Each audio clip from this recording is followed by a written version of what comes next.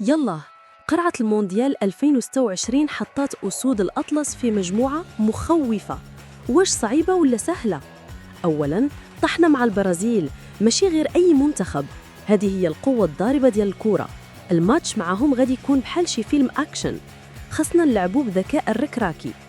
ثانياً، عندنا اسكتلندا، منتخب أوروبي مقاتل ومنظم. هذا الماتش هو المفتاح الحقيقي ديال التأهل، خصنا نربحوهم باش نضمنوا بلاصتنا، نساو الماضي ولعبوا على الحاضر. وثالثاً، عندنا هايتي، وهذه هي الهدية ديال القرعة. 3 ديال النقاط ضرورية خاصها تدخل للرصيد باش ما نضيعوش فرصة التأهل. الفرصة ديالنا كبيرة بزاف، حيث النظام الجديد ديال 48 منتخب كيخلي حتى أحسن ثوالث كيدوزوا، يعني 4 ديال النقاط على الأقل كافية.